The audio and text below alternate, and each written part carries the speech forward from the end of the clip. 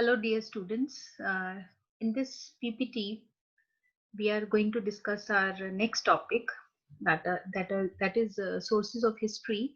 In previous class, which I have told you about the meanings of the terms what, where, how, and when. We have discussed in detail, and as I told you that in our next class, we are going to discuss about the various sources of the history. Uh, as you know that we are talking about our past, journey to the past. That is what exactly the history means. So, taking this journey to the past, we should be having some knowledge about our past, and that knowledge we get it from various sources.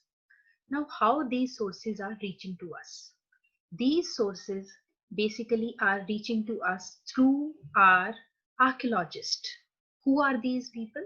Archaeologists are just like scientists, as you know that in science, in the field of science, various scientists are there who do research on science theories. But in social science, we have scientists with the name of archaeologist. These are the people who research on history and find different kind of sources from which we get the information of our past. So we have divided these sources into two categories. One is literary sources and another is archaeological sources. You can see on the screen as well. Now next is the mind map. If you can see this mind map, that I'll just little bit zoom it for you.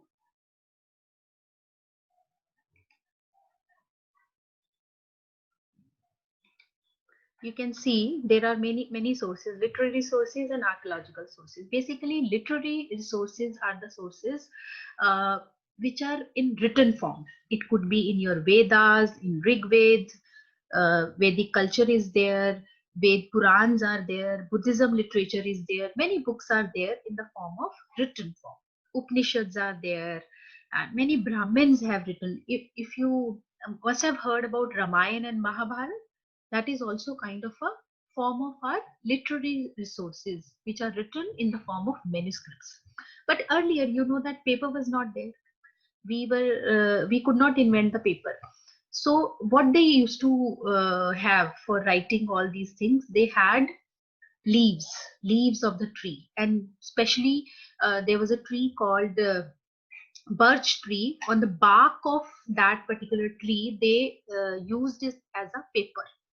So that paper was used to write all this information about the past.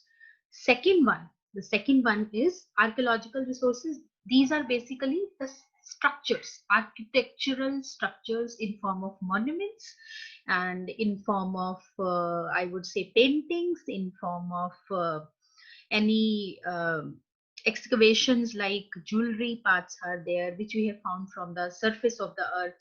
Like from Harappan culture, we have found many monuments. We have found many statues, different kind of jewelry, from where we have come to know about their culture, their lifestyle, everything. So which are in the architectural form, right? Which are in the architectural form, not in written form. They are called archaeological resources. Next is next after the mind map, we have meaning of these terms.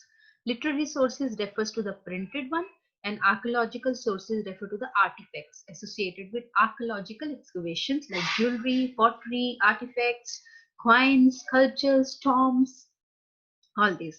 Then meaning of the term manuscripts, as I told you, that it is on the basically a piece of leaf or a paper, that is especially the parchment bark or tree like birch tree. Inscriptions are normally, and there's another form that we call it inscriptions. Inscriptions are also a written form. It also come under the literary resources, but they are written on metal surfaces or on a stone, with, you know, by inscribing the words.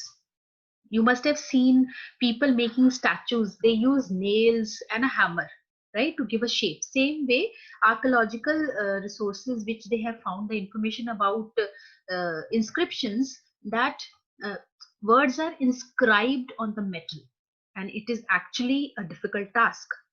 What is the benefit of having inscriptions is that these are not spoiled for a very long time. The metal and the stones, they can be preserved for a longer period of time. But if I talk about the manuscripts which are written on the the bark of the tree or a leaf, it can be spoiled in future due to rain, sunlight, or maybe insects, they can eat it. So they are not very much reliable sources of the history. And inscriptions are reliable.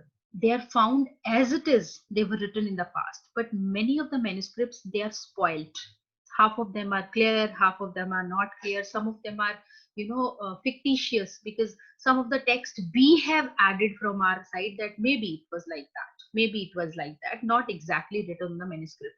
Because manuscript, sometimes it gets spoiled. Half thing is there, half thing is eaten by an insect, right?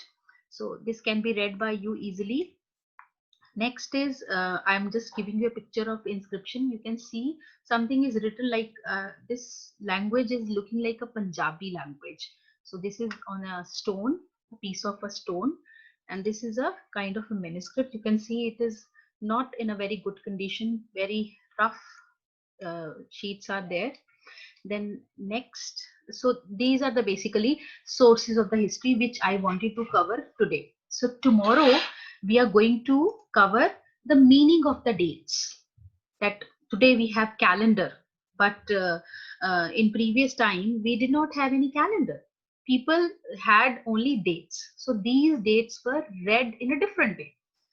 We today's time we say 1947, 1988, but in previously it was, maybe the date was used with the code BCE and CE. But I'm going to discuss it tomorrow in detail, and how to write a timeline.